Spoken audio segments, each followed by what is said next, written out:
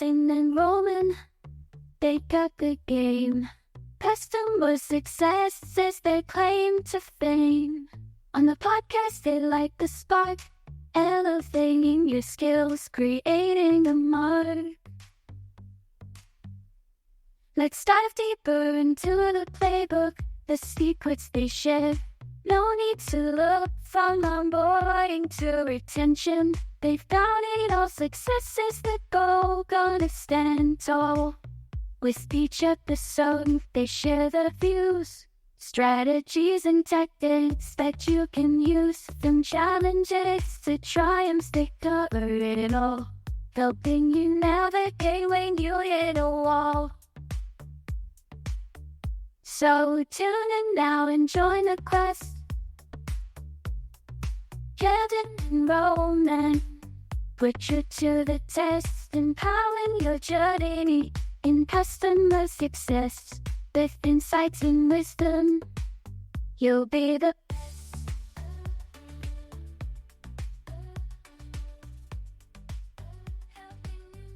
Hello and welcome to the Customer Success Playbook podcast, where we're passionate about elevating your customer success game. I'm Roman Trebon, and with me as always is my co-host Kevin Metzger. Don't forget, for a deep dive into our past episodes, videos, articles, and more, head over to the customersuccessplaybook.ai. And remember, like, share, subscribe to our podcast and YouTube channel. We're committed to bringing you the latest insights and expertise from the industry's best minds. Kev, how are you doing today? And I'm doing excellent. I'm super excited about our guest today. We've got Kristi Faltorusso on the Customer Success Playbook podcast. Kristi constantly provides incredible content to the customer success community, whether on CS and BS, through her many seminars provided by Client Success, where she's the Chief Customer Officer, or in Gain, Grow, Retain community. Kristi's content is constantly the gold standard.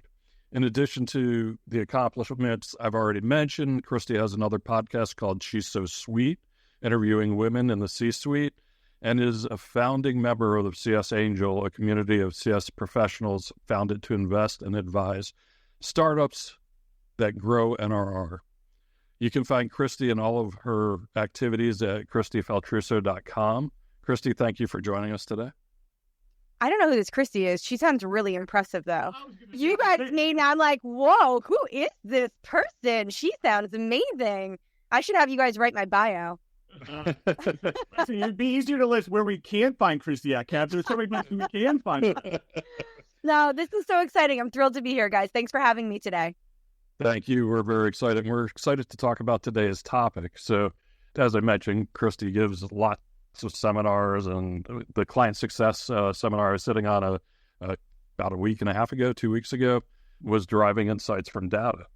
And during the webinar, you mentioned that you had a huge fail with customer communities, and I thought it would be a great topic for us to talk about, and I wanted to take advantage of asking you whether you'd be willing to talk about it. So I really appreciate you coming on and willing to talk about what happened with the community and what the program that you guys launched and what you're planning to do next. So can we let's start. When you set out to build the initial community, you obviously had a plan in place. You thought about what would work. Can you tell us what the initial strategy was, kind of the assumptions you made, and how you were measuring it to start out with? Absolutely. And I love this one because it was an epic fail. For folks who think about community, I think everyone, maybe not, most people are smarter than me. So maybe nobody else thought this, but when I was developing our community, I'm like, we're going to put all this process in place. We're going to make these huge investments up front. It's going to look beautiful. We're going to have all of our policies. We're going to seed content. But where we fell short is like, who's going to own it when all of that's done?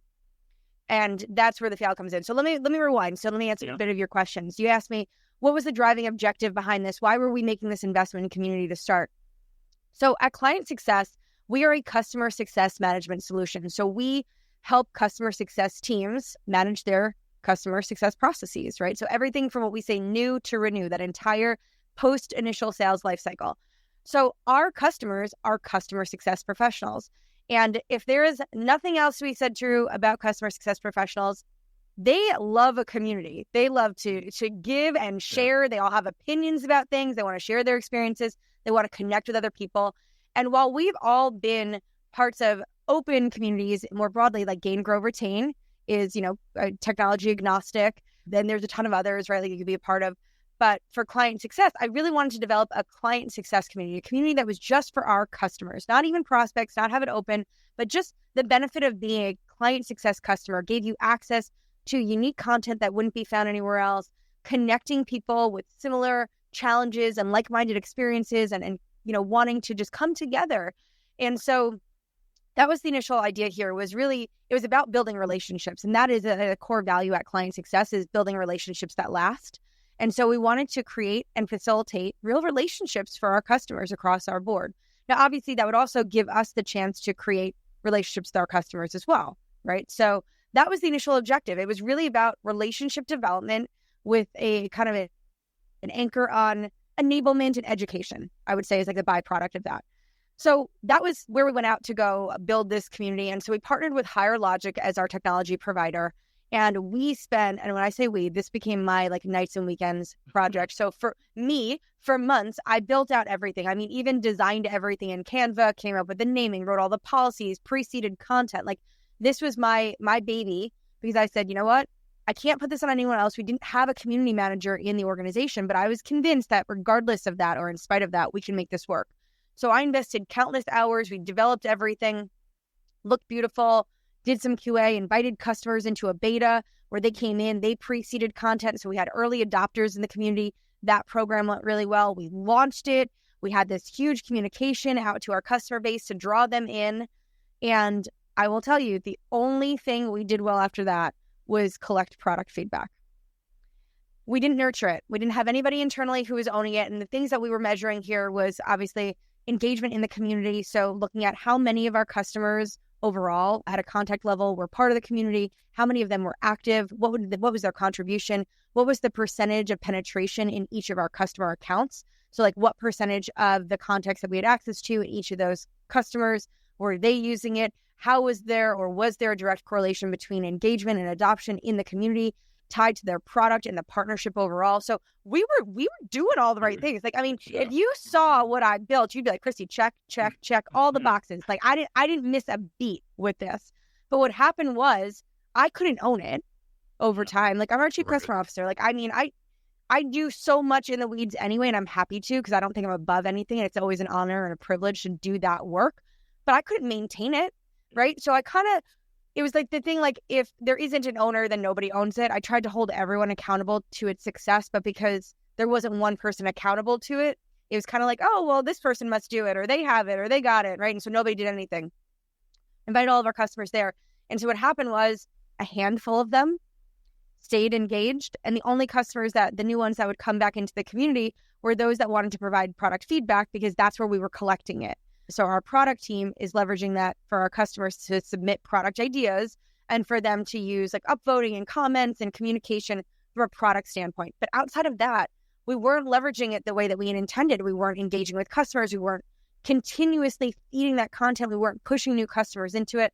So it really just, it fizzled. It fizzled so bad. Then it became so stale that I was like, please don't send anybody there, because now it's just now it's a junky experience. I'm I don't want anyone to see it. Now it's hide this blemish in our programs. So it just sat there unloved, unnurtured, unengaged for the better half of 2023. And so then fast forward to where we are in 2024, we're putting a huge investment of time and resources into our one-to-many programs. So like most teams, right? 2023 was not kind to us financially, so we weren't growing the team. So we've got to figure out ways, how do we scale? How do we think about managing more customers together, bringing them together for this holistic approach? Community has great opportunity there. Yeah.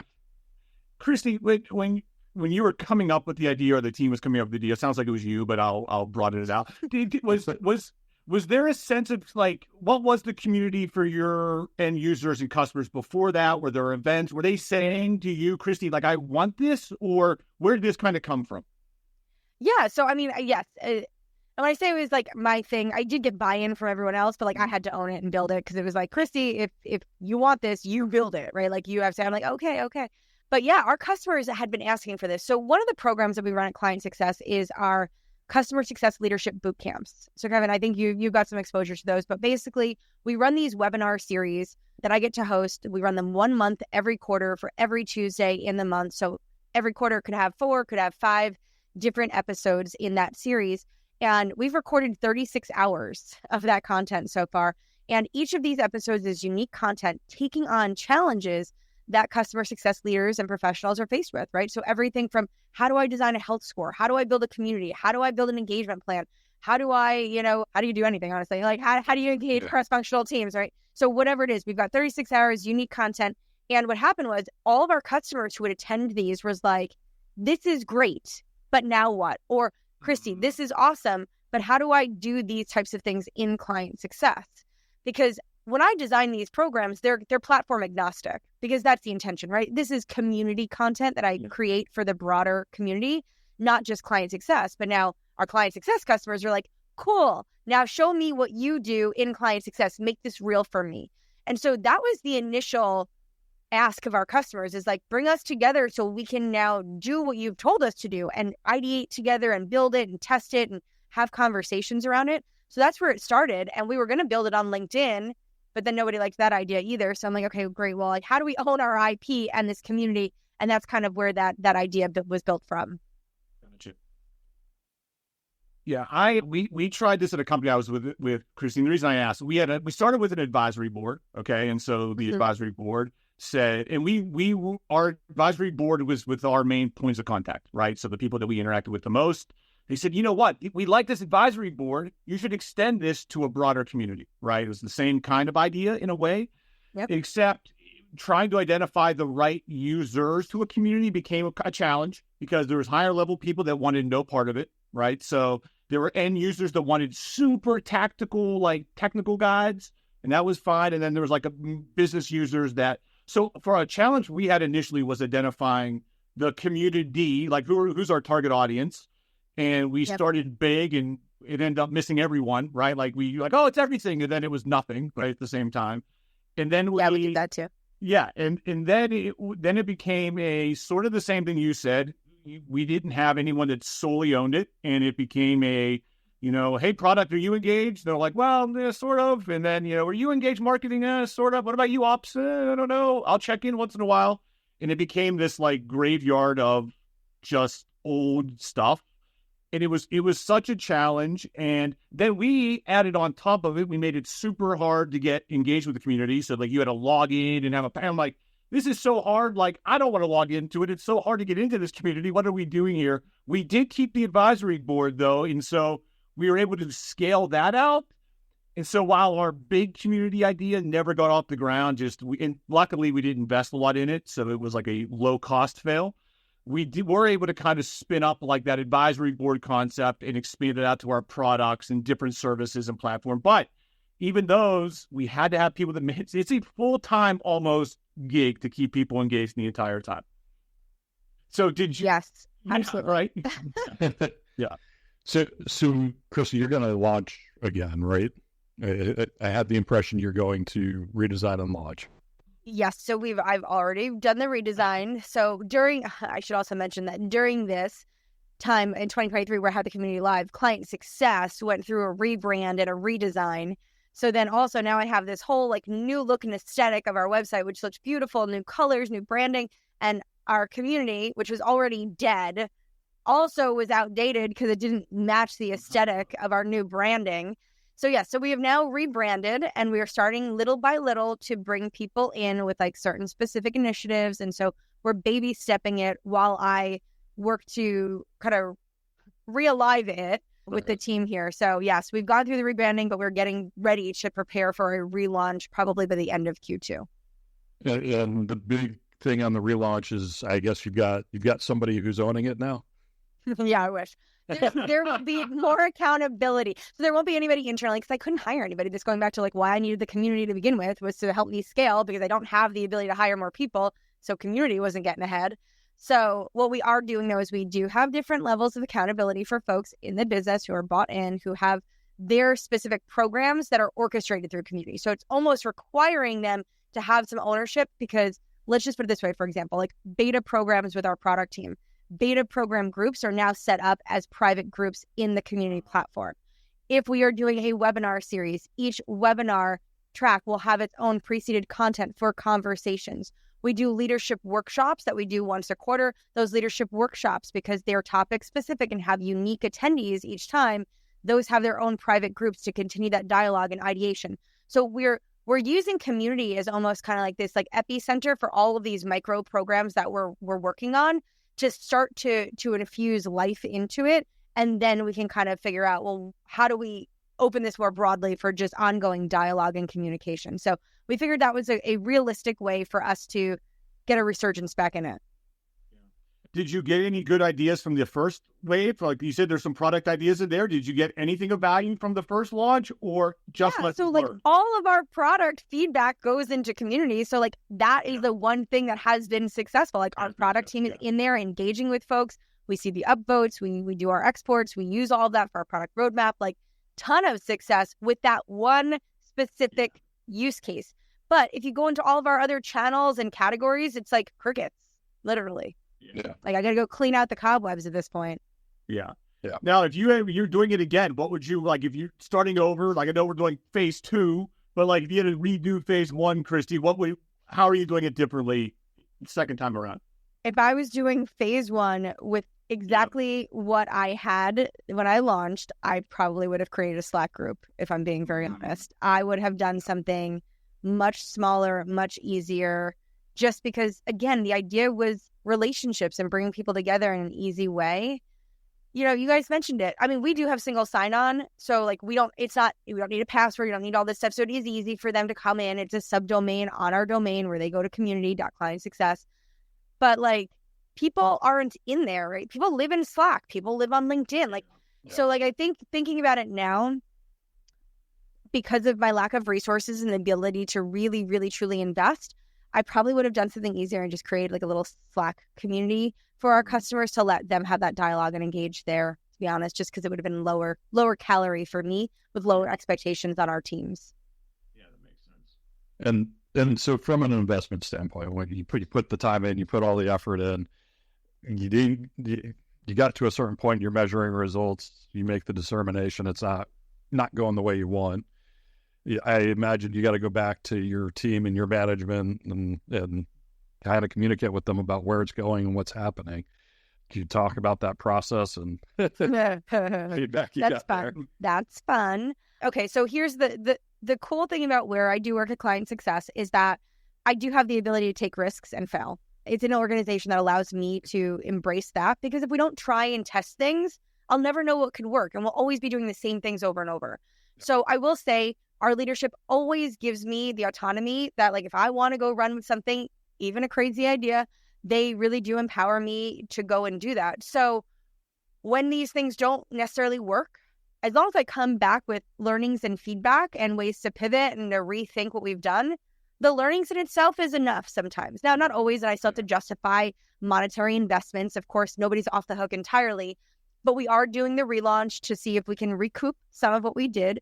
From a resourcing standpoint, the only person who lost time was me. I did the nights and weekends. I wasn't pulling off resources off of my product team, my marketing team. I did it, right? So it was an investment that I made. It's a failure that I own, but we'll give it a second shot, right? We've got this year now. Again, we're still in contract. We're still working through it. So I think that we can make something of it with a different approach, knowing now what we didn't know then. Yeah.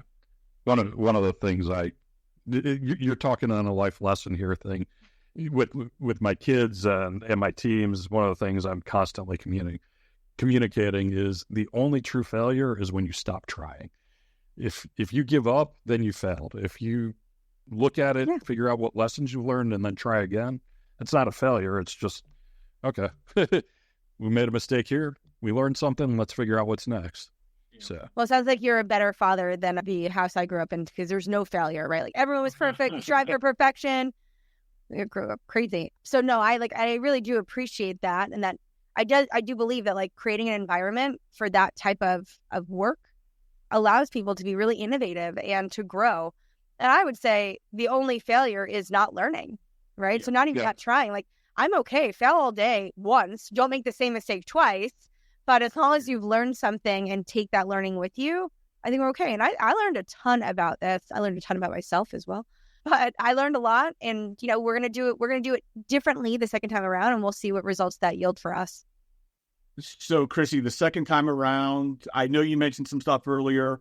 Success to you would mean what the second time around? I think you'd mentioned like engagement. Like what does that look like as we talk to you hopefully in the future, we do a success story on this. What does that look like? What is different?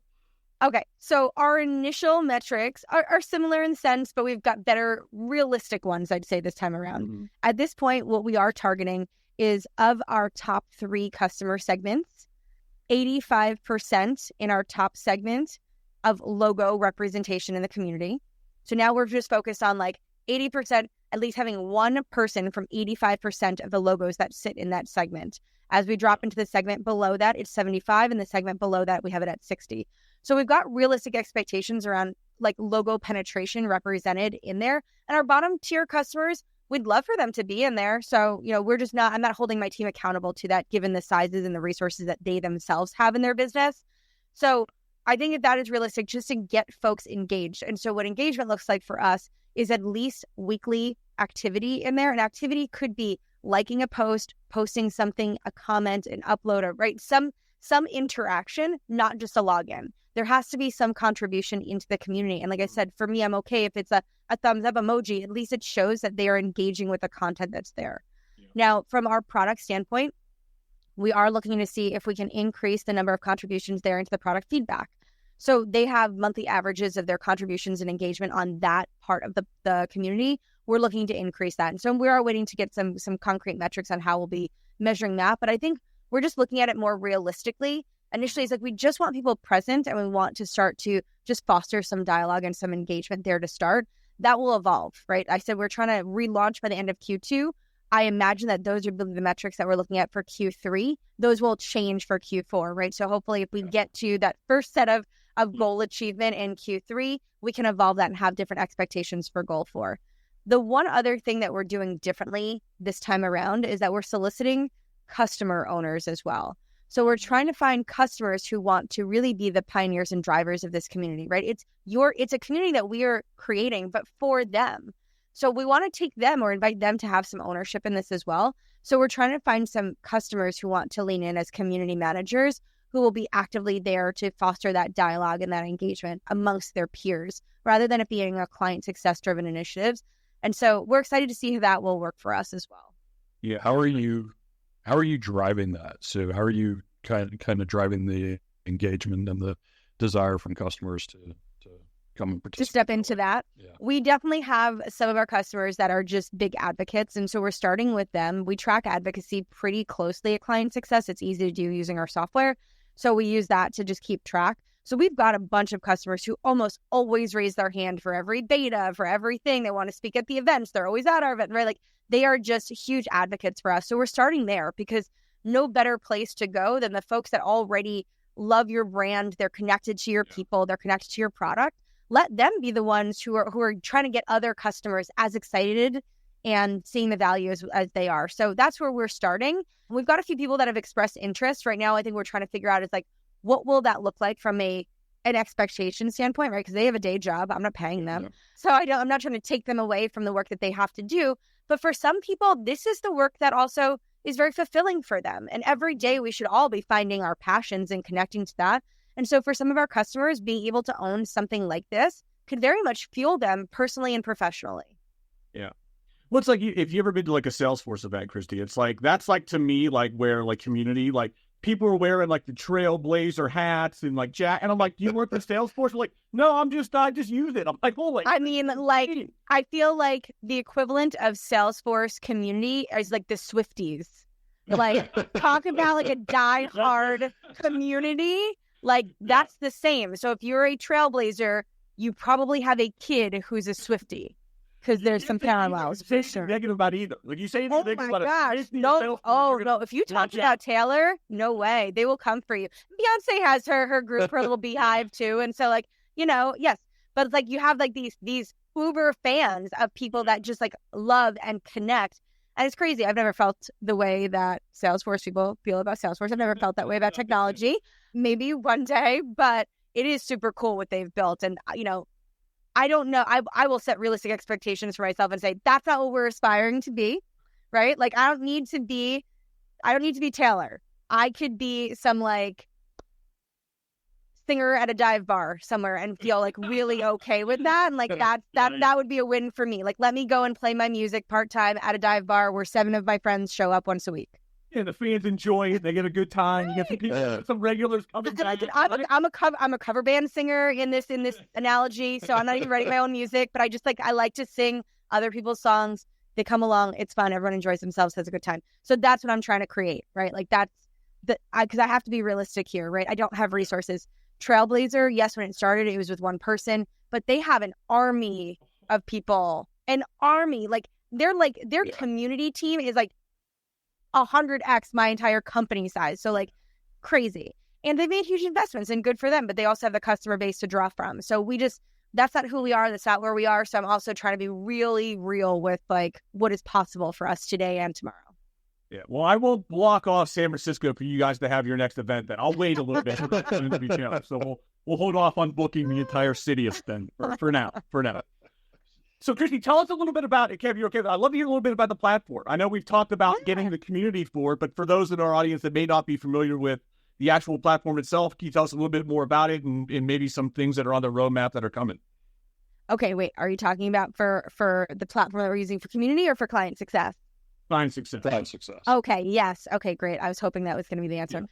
Okay. So I will share a little bit about this. I love talking about client success. I just actually celebrated my 3-year anniversary on Friday.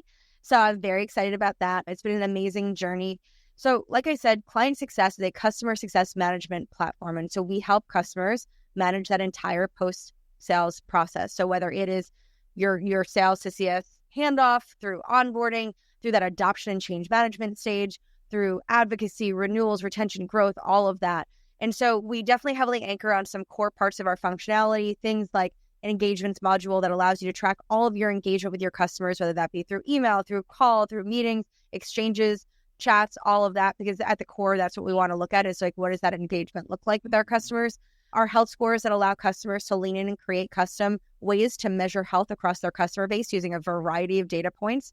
We do orchestration through automation as well as playbook management. We've got a ton around data and analytics, so really helping you understand your customers so you can use that data to be proactive and predictive and really create a personalized environment for them.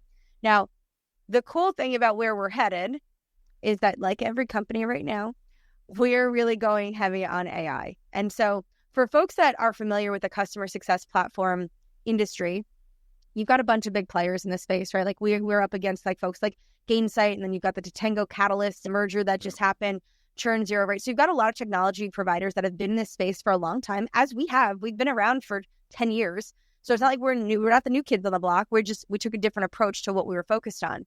So we are making a big shift to be an AI first platform where everything would be through the lens of AI with the ability to lean in with a manual input, kind of think about it through that lens. So everything is AI first. Now, the cool thing about our approach and how we're thinking about this is that, one, we do believe that we're small and nimble enough, both in product depth and team size, to move quickly. Yeah. So all these other companies that are out there, right, they're bigger, they've got more tech debt, there's a lot of platform to go and change to try to drive what we're about to do. So we do think of that as a huge competitive advantage for us. And so I actually worked with our leadership team to design a kind of a framework for how we're thinking about AI. And so it's focusing on being proactive, predictive, productive, prescriptive, and personalized. And those are my 5 P's. I used to be, I was a marketer for 10 years before I was in customer success. So like, give me something and I will come up with a bunch of words that make sense with all the same letters and cute, kitschy things. So those were my 5 P's. I'm like, listen, if we can make customer success proactive for CSMs, right? Like, how do you engage your customers proactively? How do we not wait? How do we read the right data so that we're doing things before it's causing downhill effects? Predictive, right? Again, how are we trying to figure out how do we understand and elevate data and insights that allows our teams and the insights that we're sharing to be predictive in nature? Instead of having a health score that people are creating with, like, let's all be honest, the inputs into these health scores. Nobody knows if that's really what their customer health is. Yeah. They're using the same metrics that somebody else on a podcast or something, probably me, told them to go use. But that's what they're using as their inputs. But nobody goes back and measures it and says, okay, this was our health score. These customers had high health scores. What percentage over the last year of customers that had high health scores stayed, grew, right? How many of them churned? Like, nobody goes back and looks at it and analyzes it. So I want our technology to be very predictive in understanding all of the behavioral patterns behind that data. Productive. At the end of the day, CSMs, we have this, like, what was like the past 3 years, everyone wanted to say, we're going to do more with less. I hate that. More than anything, it's my least favorite saying. So, but we do have to help them with productivity because teams are smaller than they ever were before, because companies are focused on sustainability, which they should be. CS teams were so bloated for so many years. Yeah. So we overhired because we thought the only way we could do things is like, oh, every 30 accounts, you need a new person, stick them in. And like, we hired because we weren't really optimized to do the work we needed to do better, smarter. So that's where that productive lens comes in. Being prescriptive. Again, I mean, listen, I hate to say anything negative about my community that I love so much. I love the customer success community, but the reality of it is a lot of people don't know what they're doing, right? It's right now we're at this place where you've got this, like, you're no longer in the early majority, and you've got folks that are taking customer success roles, leaders who are leading organizations who just don't have the experience and expertise yet, right? Like they're still too new. They're figuring it out. And with the reliance on people that don't know what's going on, teaching people who don't know what they're doing, it's a mess. So let the experts lean in. And so what I'm thinking is like, okay, we're gonna emphasize how we can be prescriptive in helping people understand what to do, how to do it, when to do it. And that's what our technology can do, because it's through the lens of our expertise and how we know how to run customer success. And lastly, personalized. It should be a personalized experience for everybody based on your role type, based on, like, different scopes of your roles, patterns, things like that. Heck, even just using your name. I mean, I don't know. But those are the 5 Ps that I broke it down. So that's where we're shifting and heading. And that's how I'm talking about AI in this space. Yeah, I love it. You said you did something that Kevin and I have talked about is just how many new entrants they are to customer success. Like, we'll be talking to people and they'll be like, hey, my team, we were program managers last week and now we're customer success. And it's like, oh, well, what's different? They're like, the name. I'm like, well, that sounds. Yeah. Yeah, that was, that was like, I'm not trying to downplay anybody, right? I don't want to but I want to speak in truth, right? And I talk to folks all the time. I was, meeting with a bunch of CSMs from a company a couple of weeks ago, and I asked them, okay, like, what is the core objective of your job? And they said, well, to help our customers achieve value. And I said, okay, great. Can you name 3 customers where you feel like you're crystal clear on how they're defining and measuring value with your product and partnership? Crickets. Yeah. Kind of like my community board, nothing. And so, I mean, that's the reality, is that we're not leaning in strategically enough to understand how our customers are defining value. So how could we possibly help them achieve it? But we're using the language. It's like when people say, hey, I'm your trusted advisor. It's like, no, you're not. You haven't earned the right. I haven't appointed you to be my trusted advisor. And this is just lack of experience, lack of knowledge. And so that's where I think AI could just really help up-level and upskill folks at like 10x the pace in which we're doing it right now. Yeah. Well, you're talking Kevin's language here. I know Kevin's going to jump in with some advice. The one thing, it's interesting now, and I like that you said your company's nimble and quick, right, and can implement stuff faster than maybe others. It's going to be interesting with, I think, not just customer success software, but a lot of softwares, because it's so heavy on AI now. It's like everything is AI, where I'm like, how do I know? Like, it's the marketing has gotten out of control, where I'm like, well, that's the thing. It's more marketing than it is actual practical application. If you go into here's the other thing. Like, I don't want to call BS on every company out there right now, but if you go to everyone's website, it's like, we are an AI first, we are the only one in the AI, and I'm like, okay, what? Show me all of your AI, Mr. Software Company, and it's like, look, you click this button and it tells you this thing. Yeah. I'm like, I'm not giving you jazz hands here, buddy. It's like, okay, great. So you've used ChatGPT to do the same input output that I can go by just going to ChatGPT myself. Thank you so much. So I think people are they're leveraging this as an opportunity because there's so much ambiguity still that they're using marketing to get a leg up. But the reality of it is the softwares aren't there yet.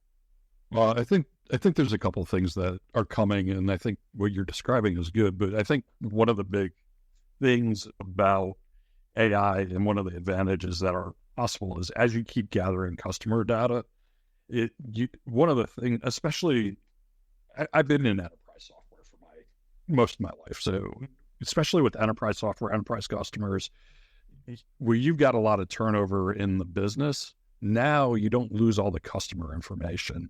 Mm-hmm. It doesn't walk out the door anymore because you can now train your AIs on that kind of stuff, and they will know who your customer is.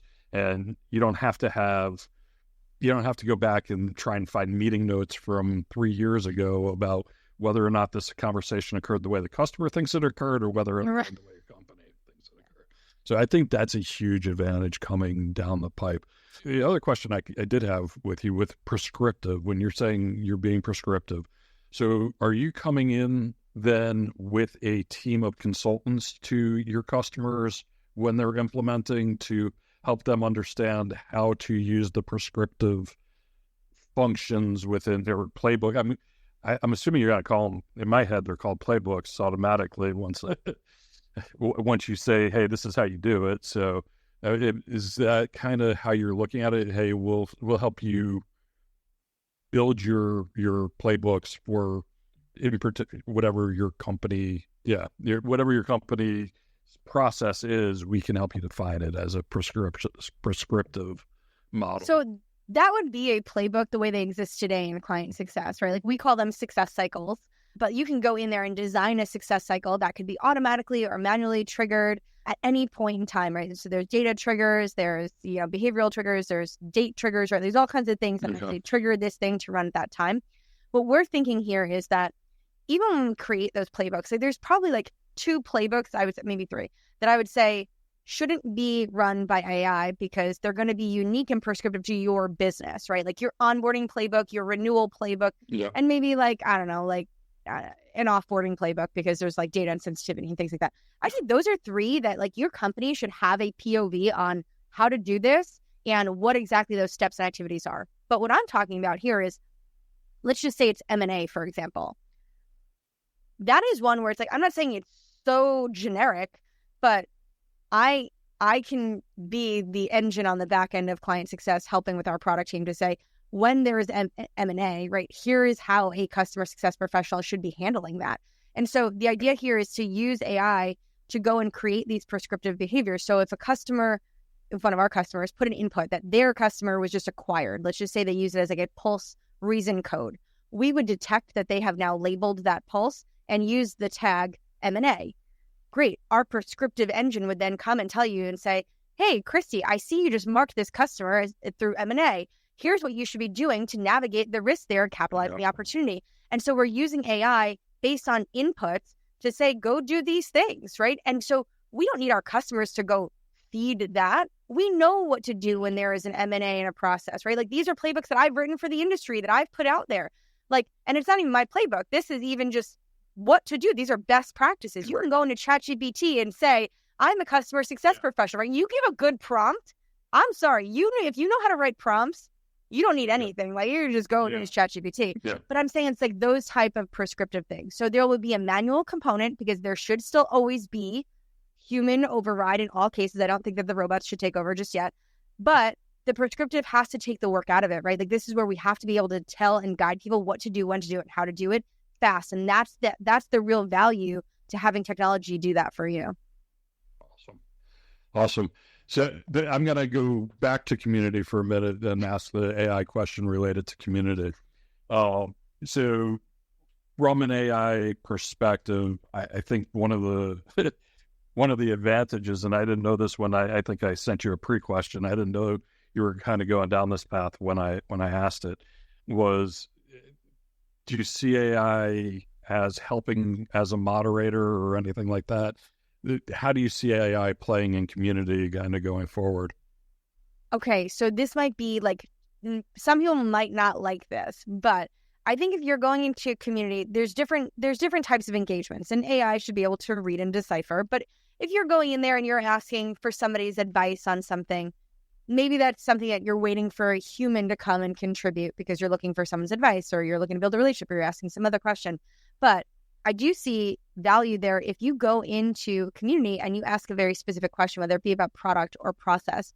let the AI engine go and feed a response, and let the community upvote it. Let them engage with it. Let them say yes and, or yes but, or come back and be like, that was great. Thank you, client success bot. Like, whatever. But I do think that AI could actually be feeding and contributing to the dialogues that are happening in these communities in a real and valuable way.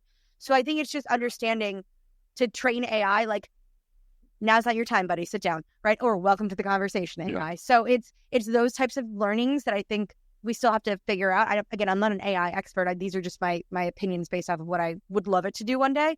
But those are the types of contributions I think would be super cool. Then also, if we think about it, I mentioned like this personalized value output from AI. If I'm in a community, like, help me discover new content, help me discover new people, right? Like, Kristi, these 3 other members in this community also have been asking questions about this and that. They have been talking about their team. They're going through a reorg, right? So like, maybe connect with them. Like, I want AI to help me in other ways too, not just with the content, but again, from a community standpoint, if it's about relationship development, what are me and other people, what do we have in common? Like, let's connect us. Yeah. All right, Kristi, is there anything we should have asked you that we haven't around your community? And we really appreciate you sharing your lessons learned here. Before we get into the really hard questions. No, I mean, listen, I think here, I want to leave people with like a little piece of advice. Don't underestimate how much work is required for anything. I think sometimes things just sound and seem a lot easier. And we're like, yes, we're so gung-ho. We want to just go and run and do it. And I love that attitude. I'm a gritty person. Like, yes, I will just like get out of my way. Let me go do it. I want to get it done. But when it comes to things like this, just do not underestimate the required work and investment that is going to be needed for that ongoing management. And that's what I did. I grossly underestimated that. And that's why it failed. So just make sure that you know what you're getting into with anything, but community specifically. That's great. I'm not sure. Raymond looks frozen there, so. It's because it was such great advice that it was just like frozen in time, wanted to take it all in. Yeah. So let's go ahead and get into the rapid fire questions. What's one hobby you have outside of work that helps you unwind? Fitness. Anything fitness. 2 things that I do all the time. I do Orange Theory Fitness every morning. I'm in the 5 a.m. class, Monday through Friday, never miss. Saturdays, sometimes in like 8:45-ish, and then Sundays as well. And then I run. I actually have 2 half marathons coming up in May. I have the Long Island Half Marathon, which is actually, it's a marathon weekend. So Friday I have a 5K, Saturday I have a 10K, and then Sunday I have a half for a total of like 24 point something miles. And then 2 weeks after that, I've got the Brooklyn Half Marathon that runs through Prospect Park as part of New York Roadrunners. So I run. That's awesome.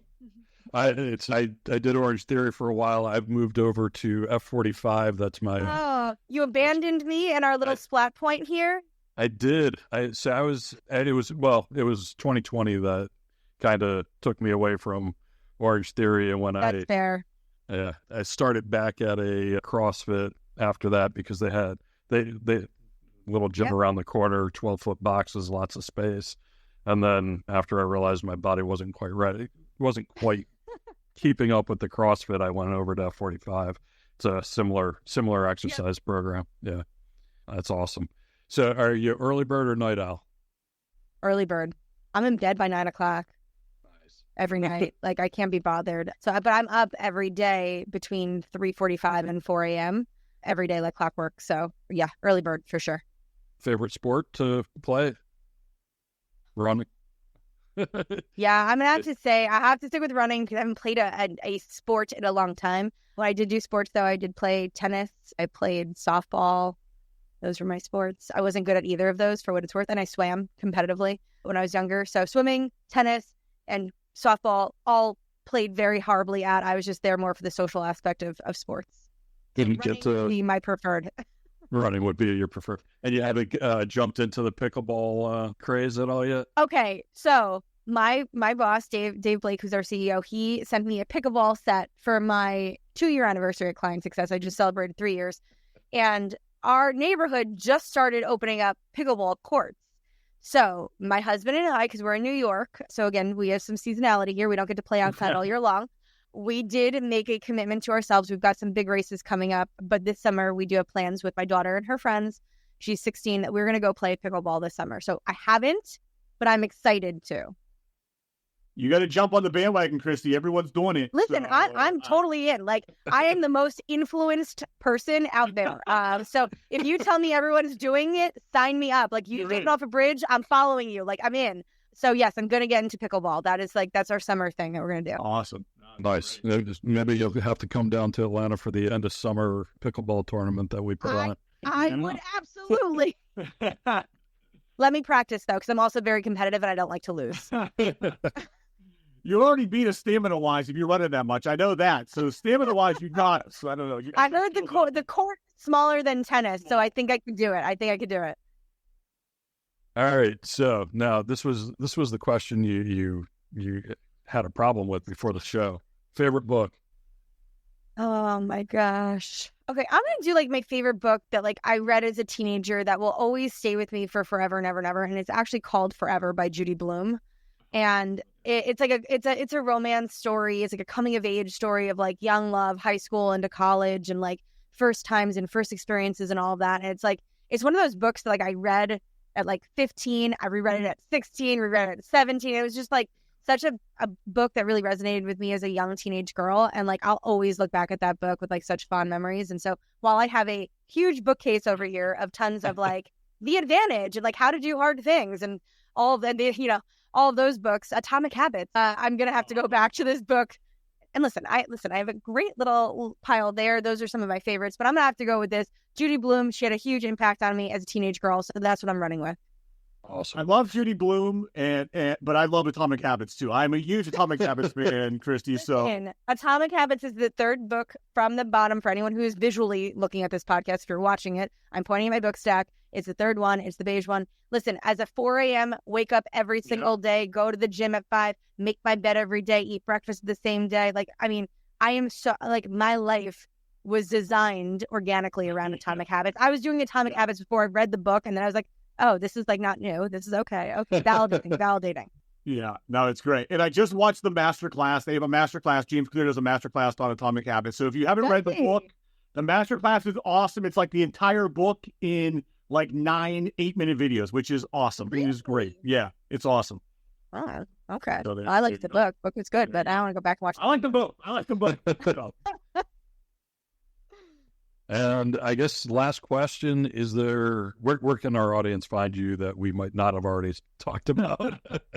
All right. So you mentioned my website, which is just KristiFaltorusso.com, and that literally has access to get me everywhere on LinkedIn, on X, on YouTube. It's where all of my content kind of lives on my website, but also very proactive on LinkedIn. So if anyone, if you're listening to this and we're not connected on LinkedIn, please connect with me. I'd love to kind of exchange stories and learnings and just kind of grow and build more relationships. Well, Kristi, thanks so much for joining us. We really appreciate it. And that's a wrap for this episode of the Customer Success Playbook. We hope you found our conversation insightful and enjoyed learning about Kristi's experience with communities, and hopefully there's a couple lessons learned in there for you as well. If you enjoyed this episode, please like, subscribe, comment, share it with your friends and colleagues. You can find us on LinkedIn at Roman Trevon and at Kevin Metzger. Make sure to check out Customer Success Playbook.ai, sign up for our newsletter, connect and share your feedback on the show, and give us suggestions on future topics and guests we should have on. As always, thanks for listening. Strategies and tactics that you can use, from challenges to triumphs, they cover it all, helping you navigate when you hit a wall. So tune in now and join the quest. Kevin and Roman put you to the test, empowering your journey in customer success. With insights and wisdom, you'll be the best.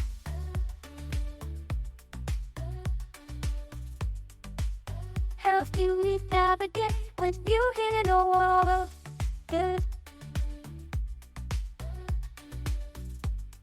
So tune in now and join the quest.